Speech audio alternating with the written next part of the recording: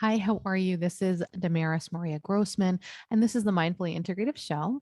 And today we have an amazing guest. She is here for our mindful chat. Her name is THiry, and she has a change club. She's a yoga teacher, a coach, and I guess I would say a mindful teacher in a lot of ways.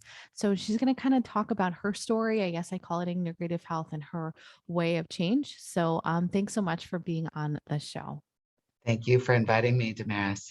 I'm glad that you're here and I'm glad that you're able to take your time for the guest and those listening and watching. So, tell us a little bit about yourself. So, a little fun fact I always kind of start out. What is something that people don't know about you if they can find out? Um, a little fun fact is that I helicopter skied in Canada and kayaked the Olympic Augsburg Canal decades ago. Oh, that's skiing Yes, skiing and kayaking. and So kayaking. Okay. So, I'm yes, not a great skier. I like kayaking though. I like kayaking. I, Where do you I kayak? love Where's your them favorite both. I spot? love them both. What's your warmer weather, colder weather, or you just kayak anywhere? Oh my goodness. Well, so I river kayaked in Europe, in Germany and Austria for a summer in between when I was teaching skiing. So it was right out of college when I was kind of living my passion, right? It was Yeah. doing all this fun mountainous stuff and mostly in Europe. Mostly in Europe. Oh, that's really cool. Wow. I just went to Europe a couple years before, things and it was fun. It was, yeah, but there's a lot to see. So I can imagine how beautiful it was.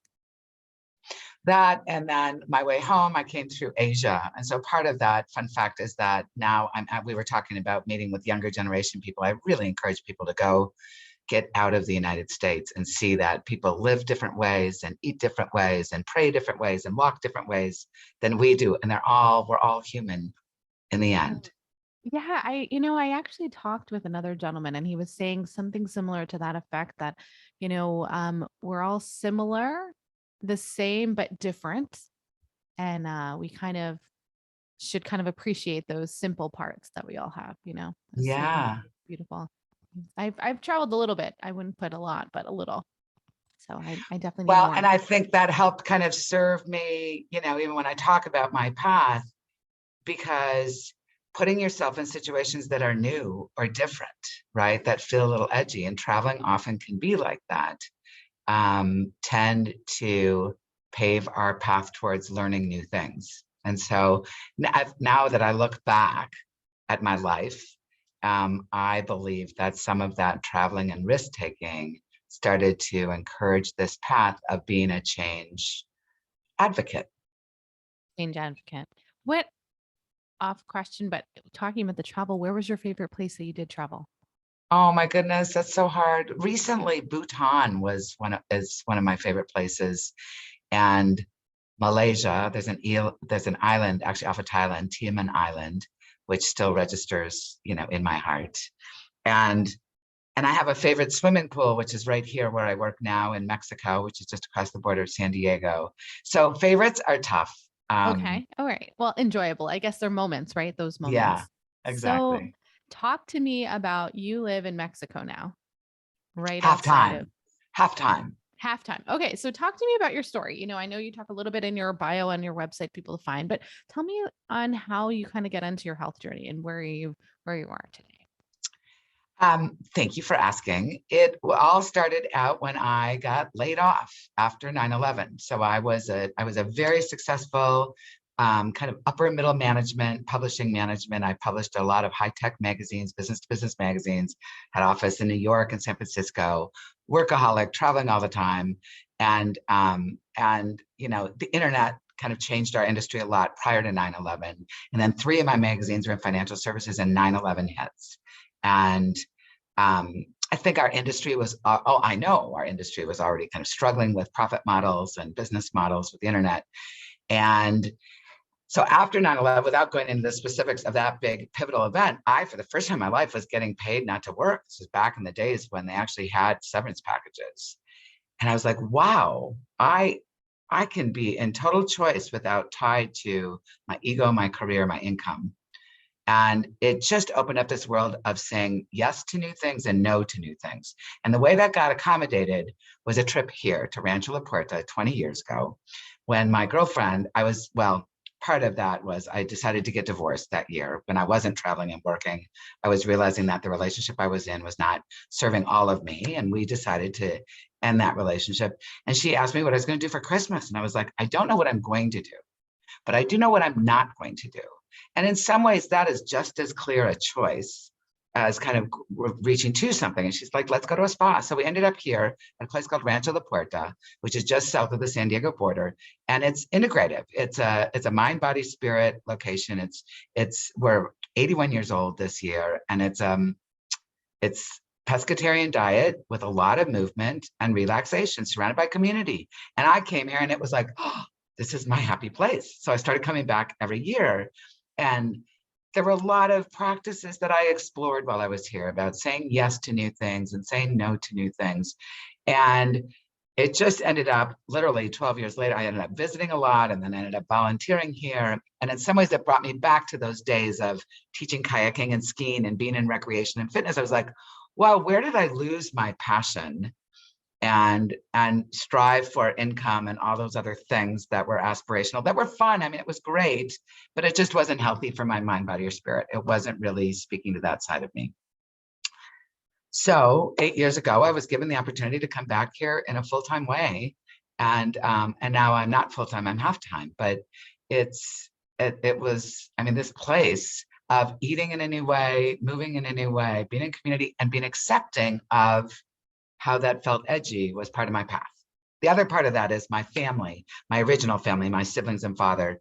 After the divorce, I had a hard time getting divorced and leaving a career that I had had in a long time. So I was eating worse and drinking more and crying a lot. And my family at the same time, my father and brothers had started something called Boys Weekend, where they were getting together one weekend a year. And they had started about 5 years prior to me joining. And they opened it up to the family one year and said, does anybody else want to join us? We're finding this helpful to gather in community and talk about what we want that's different than what we have in an honest way. But it was a very tough love way, right? You can't pull the wool over your siblings and your parents' eyes, even if you want to. So when they opened it up, I very tearfully expressed out verbally that at that point in time, I was drinking more than I was comfortable. I mean, I was just like, I'll commit to tracking this and I'll commit to talking to you guys about it because it's something that I'd like to be more aware of in my life because I think it would be good for me.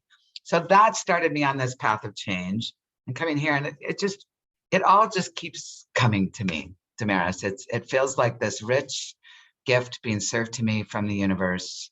And the yoga instructor, I just recently got certified in yoga, and I'm teaching I'm teaching as a community service on my website.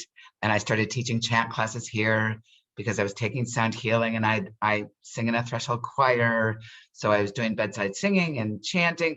It all just keeps merging and presenting to me as like, oh, this kind of ties in here and this ties in here. And so it's integrative in my life practice of mind, body, spirit, movement, nutrition, relaxation, and community. And I love it all.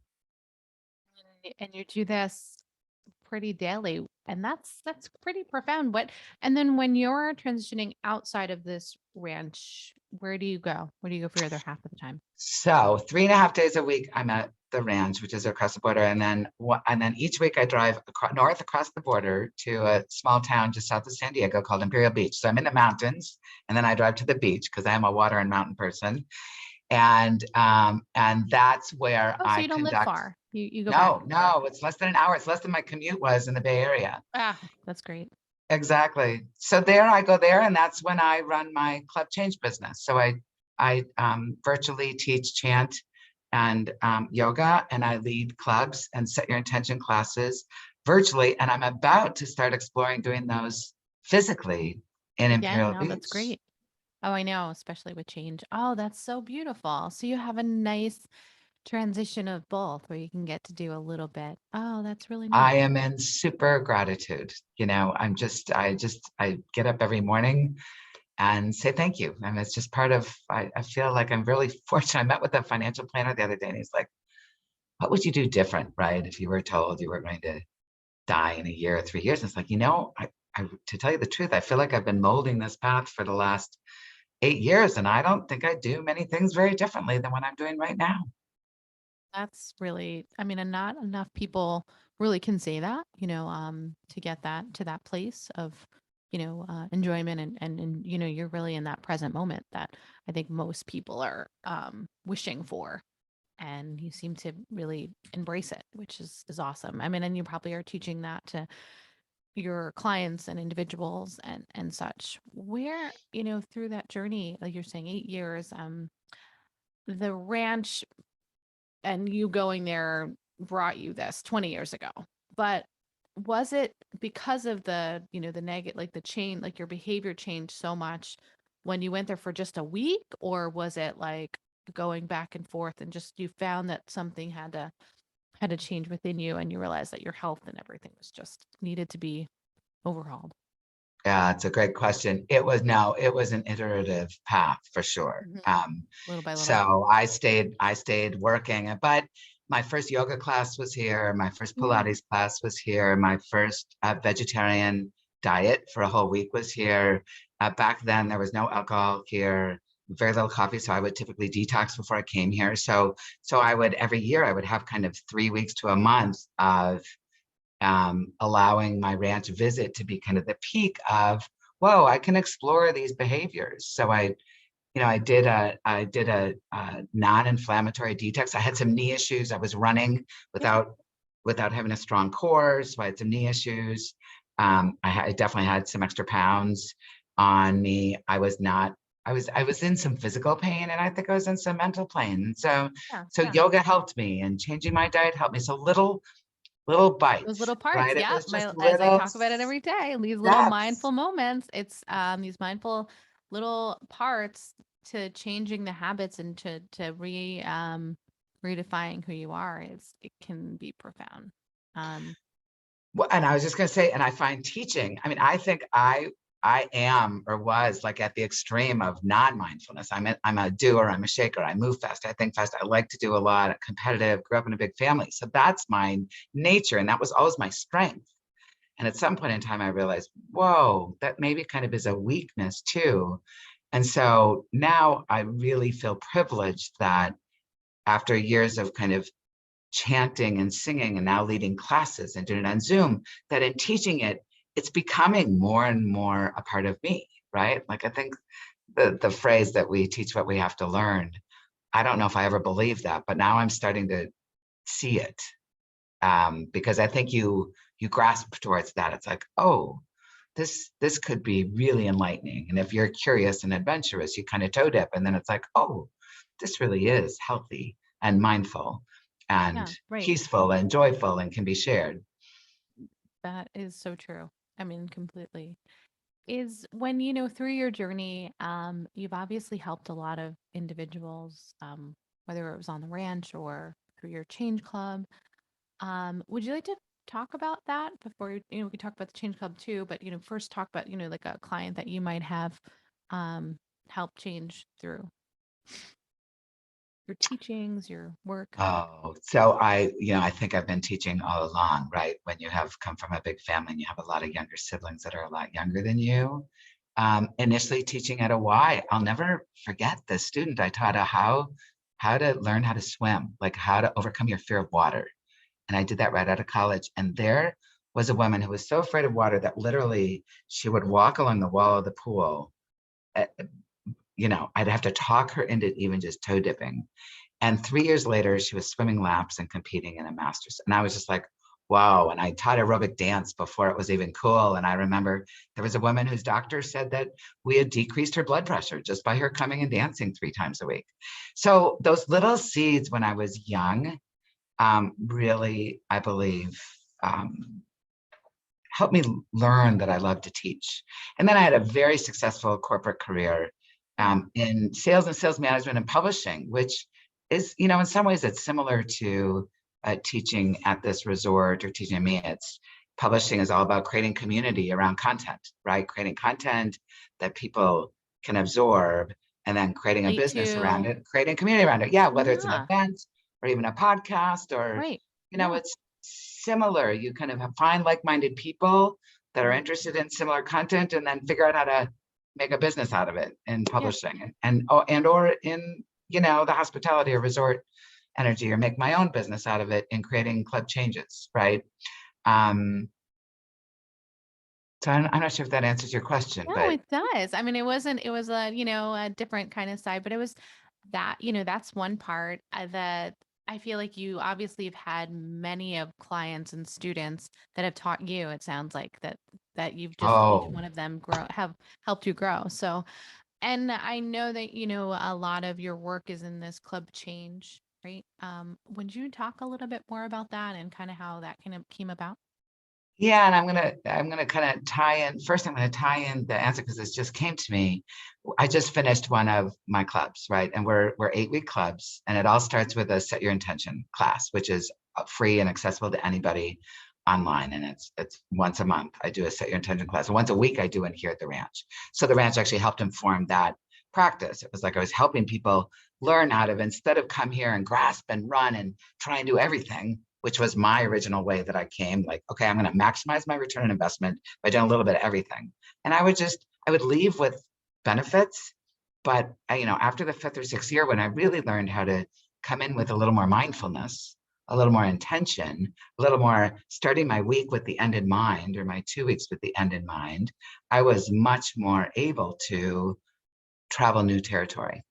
So we just ended this club, and I was listening to people talk about their experience, and we write ourselves a love letter at the beginning and we read it to ourselves at the end. And it was just so much fun that people were talking about how they found more peace or joy or ease. And I was like, whoa, I never would have marketed a club change that I could bring you more peace or more joy, right? Like everybody finds their own thing. And we through what I learned from my brothers and my father, and have now studied and put packaged and learned other techniques, putting baby steps to it. So I'm now realizing that's what I did in coming to the ranch. And in my life, I took little baby steps. So in these clubs, we all come together in a group, and you set your own intention and you set your own practices.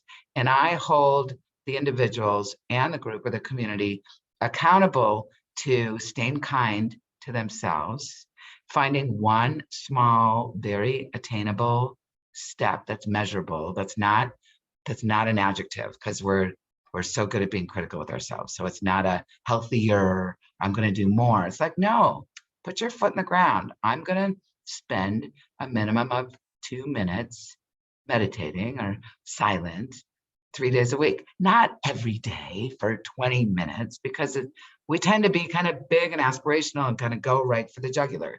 Very American. I want it now. I want it easy. I want it quick. That's me. But now I've found that the now and easy and quick is much more attainable and kinder and bring into your lifeable if you make it tiny and small and easy and measurable. And then you are honest with tracking it. Yeah. And I'm that's a sitting with lot. that. Yeah, I'm sitting with that for a second. I'm like, yes, the smaller, steady steps. That makes a lot of sense. I think that we are always trying to see the end or the end goal of something and not really looking at that full like it takes a lot. What is it, It that does. 10,000 hours or 10,000 steps to get to, or XYZ. We're always worried about the end, right? Yeah. And in the end, we spend some time like envisioning the end and talking about the why and making that even easy. Like, let's bring it down to a word.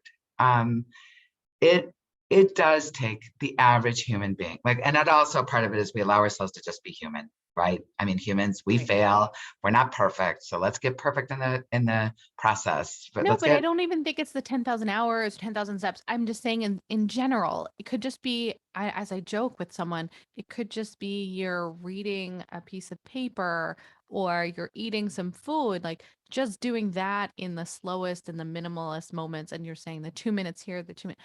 I think that we don't always give ourselves the right, I don't know, time or or the gratitude. oh, and I'm a perfect example. When I have the pleasure of noticing that I'm not in the present moment, it's much richer when I'm not spending a lot of time judging my past stories or grasping for something in the future, when I can take a moment to pause and be in the breath of this moment or be in whatever the action is. This moment is richer. And when it's richer for me, I'm more at peace with me. And when I'm more at peace with me, I'm more at peace with all my loved ones and people around me. So I become that seed of hopeful peace or joy or ease in the world. But it starts, you're right, with that each small moment. Yeah, I could not agree more. I would love for you to talk, how people obviously can reach you, but I always ask for kind of like a little mindful moment or something that you would like to share with the audience and those listening. Um, one of your tips. Well, let's do a quick practice. So let's take a moment right now. Will you do this with me and hopefully Sure, your listeners, our I listeners, will. is just take a moment to maybe pull out a sheet of paper and close your eyes for a minute and take a breath. Just arrive here, right now for yourself. And then maybe think of all the things that bring you joy. Just allowing yourself to think all the things that bring you joy. Or maybe just a few things if that gives you stress. Let's say think of 2 to 7 things that bring you joy. Just be there with them now in your mind's eye, just in your breath and in your imagination, in your thoughts. And allow yourself to be pleasant with yourself of being in these thoughts of joy. And then when you're ready, kind of open your eyes and write those words down on a sheet of paper. And maybe even smile at yourself while you're writing these words of joy, like being joy for this nanosecond, for each of these nanoseconds. And then while you're still writing, I'm going to keep talking because the other thing about all these moments is also the ability to bring a habit into your life, right? And it does typically take humans 20 to 90 days to bring a new behavior in comfortably, where it doesn't feel edgy, where it feels like something you get to do versus something you have to do. So now I'd like you to look at all those words and actually, while you're looking at those words, close your eyes again and just feel all those words. Like with your closed eyes, feel the energy of all of them equally. Like be in compassion with each one of these words, compassionately, be in full heart space in your gut, drinking that juiciness that is you. And when you're ready, open your eyes and circle just one of those words right now. Like what's bringing you the most joy right now? And circle one of those words. And then what we do, this is super microcosm of the club or the practice, but we would write down one practice that we could commit to either every day or in this next week that's small, that's measurable, that's kind. So by kind, it's super easy to do and time-based. So it'd be something that you can firmly write down in a sentence that's a yes/no sentence. I will do blah, blah, blah, blah, blah for a minimum of blah, blah, blah, blah, blah, X times per day, per hour, per week. And you would write it down. Oh, so mine, okay. So I will for 1 minute to 2 minutes a day, probably much more, because I put my son and my husband on the beach, right? And a few others there. But for me, will be in gratitude and tell them I love them at least 2 to 3 times a day. But no, at least 1 minute a day, just really enjoying their be more. But I really love just kind of being in that present moment with them. So at least really giving them a hug. So my give my son a hug at least once a day and and really being when I say I love them, really inflecting that truthfully. Oh, I love that. So you actually came out with a number of them, right? Yeah. Oh yeah, a number of them. Yeah. So my word, yeah, a few of Practices. them came in. Yeah, you were saying words. So my happy places are the sun, the beach, my dogs, my son, my husband, and warm weather. So I love that. Yeah. So you'll need to come visit me in Imperial Beach. Oh, for sure. Those usually make me up. But So, yeah, so, no, but I in the clubs, agree. then what we would do is I do a much more expansive Sure. practice around that on the intention setting. And then if you choose, you can follow up with the club for 7 different weeks and we just check in and we get honest with that. It's like, did we do it? Yes, no. And if we didn't do it, what did we choose instead? And how can we maybe be kinder? Like we really just practice languaging around kindness and being in practice with what it is we know will bring us health and wellness. And when we do that, we share it with the world. I do agree with you. I think that when you bring things in kindness and you are expressing and communicating in the utmost of positive, not even just the word positive, but you're expressing and communicating the way you would like to be, in your high best self of yourself, giving that. It's so And important, and right? and we share it. So our steps are, kind of show up for yourself, think about it, write it, envision it, choose it, track it, practice, choose it. So we go through those 8 steps and sharing it. Lot. Yeah. And because I'm a chanter, we in the classes, even in the classes here, once we pick a word, we'll share it and say, I'm like, okay, because when it comes out of your mouth, then it's kind of it's more authentic. It's like it's in your personal integrity with yourself. So when you say things like I am, you find that word and we call it a mantra. Any repetitive word is your mantra. So then we practice saying I choose, I will, I am. And even if you're not feeling that, when you say it, it brings you into that space of a loving thought that maybe you don't let surface. Maybe it's not one of those 20 to 90,000 thoughts you have a day that are your repeat thoughts that you don't even, they're automatic. You don't even realize they're limiting. But when you bring up these thoughts that are affirming and aspirational and you say them, you you bring them to light. You bring them to life. You bring them to yourself. What is one mantra that you say for yourself or that you would like to share? Oh, thank you. So I love these practices, right? So I eat, as we would said when I did contract publishing for Microsoft, we eat our own dog food. I eat my own dog food. Um, So my mantra this year was uncluttered clarity, but those was 2 words. And for me, it was, so I ended up with my mantra is gentle. I choose to be gentle. I will be gentle. I am gentle. And when I give myself that gift, I slow down, I breathe, a little bit of my grasping edge comes off and I practice it. Thank you for asking. I thank you for sharing. I think people need to hear it. So I can't wait for them to reach out to you and I'll have all of your information in the show notes.